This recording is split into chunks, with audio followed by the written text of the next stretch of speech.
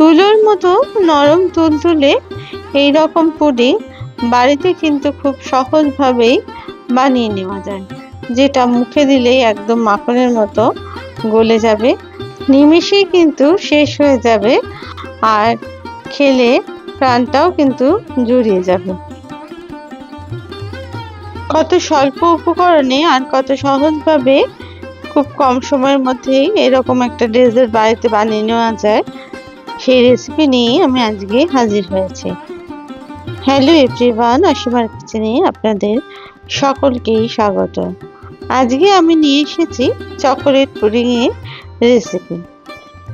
এতটাই সুন্দর আর নরম তুলতুলে এই পুডিং তৈরি হয়েছে যে সেটা ভাবাই যায় না। ভেতরটা কিন্তু একদম পুরোপুরি জালিদার হয়েছে। আমি এর জন্য নিয়ে নিয়েছি 3টে ডিম। প্রথমে ডিমগুলোকে ফাটিয়ে নিয়ে তার মধ্যে আমি দিয়ে দিলাম 1/4 চামচ নুন। নুনটা আপনাদের স্বাদ অনুযায়ী অবশ্যই দেবেন। আর এর মধ্যে দিয়ে দিলাম আমি 3 চামচ মতো চিনির গুঁড়ো। এই পুডিং বানানোর ক্ষেত্রে অবশ্যই চিনির গুঁড়ো ব্যবহার করবেন, তাহলে তাড়াতাড়ি সেটা গলে যাবে। আর দিয়ে দিলাম 1/2 চামচ মতো ভ্যানিলা এসেন্স। তারপরে সমস্ত উপকরণগুলো আমি হুইস্কের সাহায্যে খুব ভালো করে ফেটিয়ে নিলাম। এমনভাবে ফেটাতে হবে, দেখতে হবে যেন কোনো লাম্প না থেকে থাকে।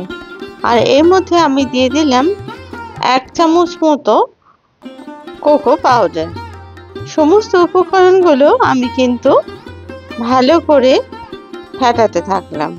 আমি এখানে কোকো পাউডার ব্যবহার করেছি, আপনারা চাইলে চকোলেট গলিয়ে ঠান্ডা করেও সেটা দিয়ে দিতে পারেন। তারপরে খুব ভালো করে হুইস্কের সাহায্যে এটাকে ফেটিয়ে একদম সুন্দর একটা ব্যাটার তৈরি করে নেব।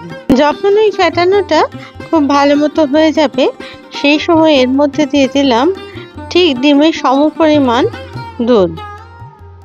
তারপরে দুধটাকেও হুইস্কের সাহায্যে ওই ডিমের মধ্যে খুব ভালো করে মিশিয়ে নিতে হবে। এমনভাবে ফেটাতে হবে যাতে করে সমস্ত উপকরণগুলো খুব ভালো করে মিশে যায়। দেখুন ফেটাতে ফেটাতে কিন্তু এটা পুরো কালারটাও চেঞ্জ হয়ে এসেছে আর এটা একদম ঠিকভাবে ফেটানো হয়ে গেছে। এরপর আমি এর মধ্যে দিয়ে দিলাম 1 চামচ মতো কর্নফ্লাওয়ারের গুঁড়ো। তারপরে কর্নফ্লাওয়ারটাকে হুইস্ক দিয়ে খুব ভালো করে মিশিয়ে নিলাম, যাতে কর্নফ্লাওয়ারটা কিন্তু পুরোপুরিভাবে ব্যাটারের মধ্যে মিশে যায়। আপনারা চাইলে এই সময় কিন্তু এই ব্যাটারটাকে অবশ্য করে ছেঁকে নিতে পারেন, তবে আমি কিন্তু আর ছাঁকিনি, কারণ এখানে কোনো লাম্প ছিল না। যেটুকু দেখা যাচ্ছে সেটা কিন্তু চকলেটের অংশ। তারপরে আবার একটু হুইস্কের সাহায্যে খুব ভালো করে আরও কিছুক্ষণ এটা ফেটিয়ে ব্যাটারটাকে সম্পূর্ণ তৈরি করে নিলাম। এবার যে বাটিতে করে আমি এটা বসাবো পুডিংটা, সেই বাটির মধ্যে অল্প একটু তেল দিয়ে ভালো করে বাটির মধ্যে ব্রাশ করে নিলাম। এরপর এটার মধ্যে ঢেলে দিলাম ব্যাটারের সম্পূর্ণ অংশটাকে। ব্যাটারের অংশটা ঢেলে দিয়ে আমি এই বাটির যে ঢাকনাটা ছিল সেটাকে বন্ধ করে দিলাম, যাতে করে ভেতরে একদম ফাঁকা অংশ না থাকে। তার জন্য আপনারা চাইলে আপনারা যে কোনো টিফিন বক্সে করেও এটা বসাতে পারেন। অন্যদিকে আমি একটু ভাপে দেওয়ার জন্য একটা কড়াইয়ের মধ্যে অল্প জল দিয়ে তার উপরে স্ট্যান্ড দিয়ে দিয়েছিলাম, তার মধ্যে বাটিটাকে বসিয়ে দিলাম আর কড়াইয়ের ঢাকনাটা দিয়ে দিলাম। আর কড়াই ঢাকনাটা বন্ধ করার জন্য আমি দিয়ে দিয়েছিলাম একটা লবঙ্গ। আর আমি এটাকে ভাপে বসিয়েছিলাম ঠিক 15 মিনিটের জন্য।